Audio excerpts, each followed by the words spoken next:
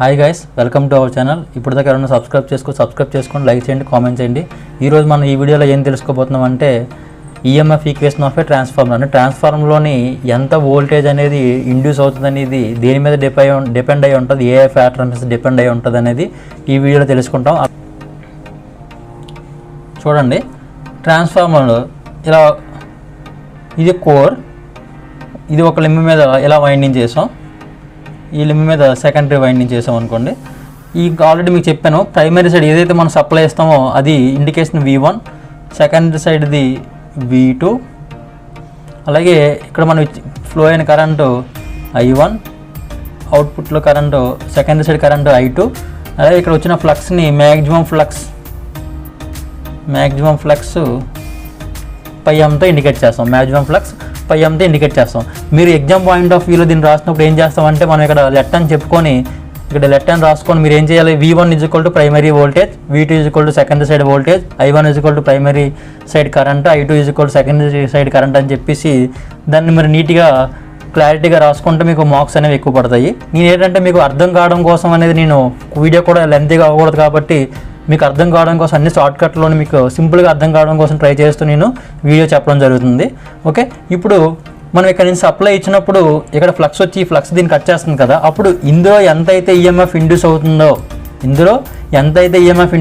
అనేది క్యాలిక్యులేట్ చేయడం కోసం ఈ ఈఎంఎఫ్ ఈక్వేషన్ అనమాట. ఇక్కడ చూడండి, మీకు ఆల్రెడీ నేను mutual inductance, self inductance and mutual inductance కోసం ఆల్రెడీ చెప్పాను. ఏదన్నా ఫర్ సపోజ్ ఒక కాయిల్ ఉందనుకోండి, ఈ కాయిల్కి మనం ఇక్కడ సప్లై ఇచ్చినప్పుడు ఇక్కడ ఏమొస్తుంది, మ్యాగ్నెటిక్ ఫీల్డ్ వస్తుంది. ఇక్కడ మనం ఏసీ సప్లై ఇచ్చామనుకోండి, ఇక్కడ ఏమొస్తుంది, ఆల్టర్నేటింగ్ మ్యాగ్నెటిక్ ఫీల్డ్స్ అంటే ఫ్లక్స్ ఏం చేస్తుంది, డ్యాన్స్ చేస్తుంది అనమాట. ఫ్లక్స్ ఏం చేస్తుంది, ఇక్కడ డ్యాన్స్ చేసి ఫ్లక్స్ వస్తుంది. అంటే డ్యాన్స్ చేయడం అంటే ఇక్కడ ఫ్లక్స్ అనేది ఇలా వేరీ అవుతుంది, ఆల్టర్నేటింగ్ ఫ్లక్స్ అనేది క్రియేట్ అవుతుంది. ఈ ఫ్లక్స్ మనకి ఏం తెలుసు, ఈ ఫ్లక్స్ మళ్ళీ ఇదే కండక్టర్ని కట్ చేయడం వల్ల ఈ ఫ్లక్స్ ఏమవుతుంది, ఇది కూడా కండక్టరే కదా, ఈ ఫ్లక్స్ పెరుగుతుంది తగ్గుతుంది. ఈ ఫ్లక్స్ మళ్ళీ ఇదే కండక్టర్ కట్ చేయడం వల్ల ఇందులో మనకి ఏమవుతుంది, ఈఎంఎఫ్ ఇండ్యూస్ అవుతుంది అనమాట. అదే కాయిల్లో మళ్ళీ రివర్స్లో ఈఎంఎఫ్ ఇండ్యూస్ అవుతుంది.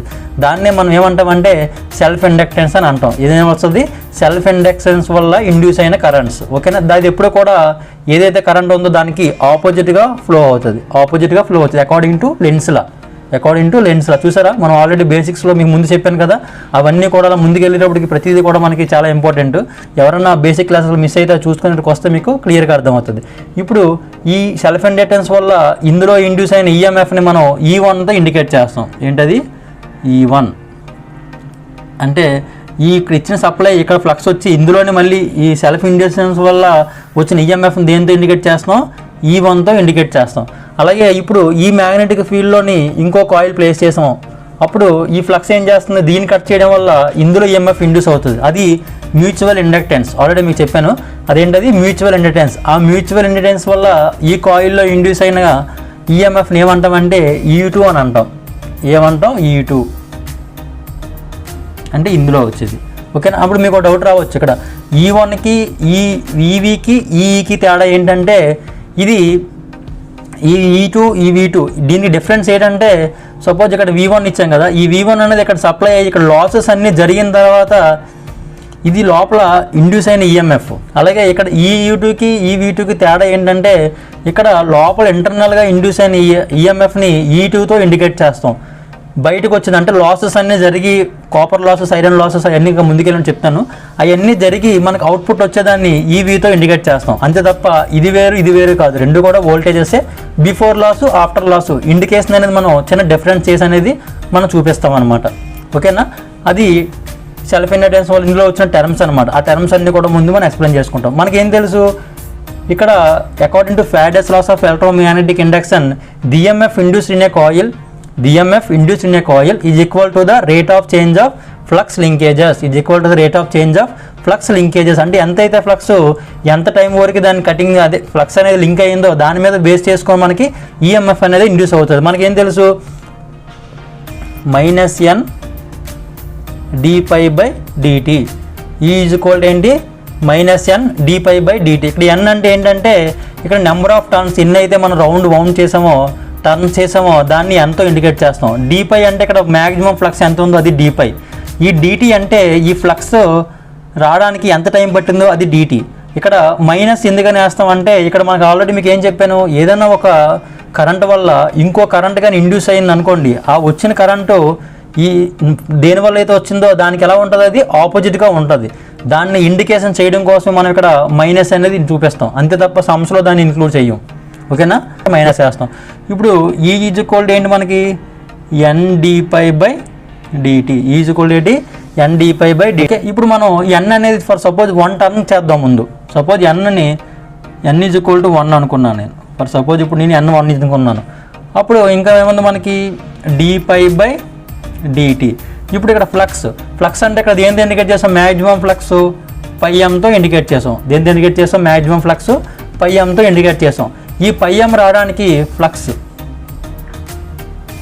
అంతే కదా. ఆల్టర్నేటింగ్ ఫ్లక్స్ కూడా సేమ్ ఎలా ఉంటుంది, మనం ఇన్పుట్లో ఎలాగైతే కరెంట్ ఇచ్చామో, ఇన్పుట్లో ఎలాగ ఇచ్చాం కరెంటు, అప్పుడు మనకి ఫ్లక్స్ కూడా ఎలా వస్తుంది, ఫ్లక్స్ కూడా వేవ్ ఫామ్ ఈ విధంగా ఉంటుంది. అంతేనా. ఇప్పుడు మ్యాక్సిమం ఫ్లక్స్ అనేది కరెంట్ 0 ఉన్నప్పుడు ఇక్కడ మనకి ఫ్లక్స్ కూడా 0 ఉంటుంది. కరెంట్ ఇంక్రీజ్ అవుతుంటే ఫ్లక్స్ కూడా ఏమవుతుంది, వ్యారీ అవుతుంది. ఎక్కడి వరకు వ్యారీ అవుతుంది, ఇక్కడ మ్యాక్సిమం కరెంట్ ఉన్నప్పుడు మనకి ఇక్కడ ఏమొస్తుంది, మ్యాక్సిమం ఫ్లక్స్ వస్తుంది. అంతే, ఇక్కడ వస్తుంది మ్యాక్సిమం ఫ్లక్స్ πm అనేది. అంతేనా. ఇప్పుడు ఈ πm మ్యాక్సిమం ఫ్లక్స్ని దేంతో ఇండికేట్ చేస్తాం, మనం πmతో ఇండికేట్ చేసాం. ఇప్పుడు ఈ πm రావడానికి ఎంత టైం పట్టింది, మనకి నార్మల్గా frequency T is equal to 1/f. T is equal to ఏంటి మనకి ఏం తెలుసు, 1 cycle T is equal to frequency reciprocal off frequency and T is equal to 1/f. అంటే ఇప్పుడు ఈ మొత్తం సైకిల్ చేయడానికి 1/f టైం పట్టింది. అంటే ఈ మొత్తం సైకిల్ రావడానికి ఎంత టైం పట్టింది, 1/f టైం పట్టింది. ఇప్పుడు ఈ ఆఫ్ రావాలనుకోండి, ఎంత ఆఫ్కి అయితే ఎంత, T ఈజ్ ఈక్వల్ టు ఎంత అవుతుంది అప్పుడు, 1/TF. T ఈజ్ ఈక్వల్ ఎంత అయింది ఇక్కడ, 1/2f. ఇప్పుడు ఈ ఆఫ్లోకి వచ్చినప్పుడు మన మ్యాక్సిమం ఫ్లక్స్ వచ్చిందా, మ్యాక్సిమం ఫ్లక్స్ ఎక్కడ వచ్చింది, ఇక్కడ వచ్చింది. అంటే ఈ సర్కిల్ వచ్చింది. అంటే ఎంత, 1/4 టైంలో వచ్చింది. అప్పుడు ఇక్కడ మనకి ఎంత ఉంటుంది, ఇక్కడ టైం ఈజ్ ఈక్వల్ ఏముంటుంది, 1/4f. అంటే 1/4f టైంలోని మనకి మ్యాక్సిమం ఫ్లక్స్ అనేది రీచ్ అయింది. ఎప్పుడు రీచ్ అయింది మ్యాక్సిమం ఫ్లక్స్, 1/4f టైంలోని మనకి మ్యాక్సిమం ఫ్లక్స్ అనేది రీచ్ అయింది.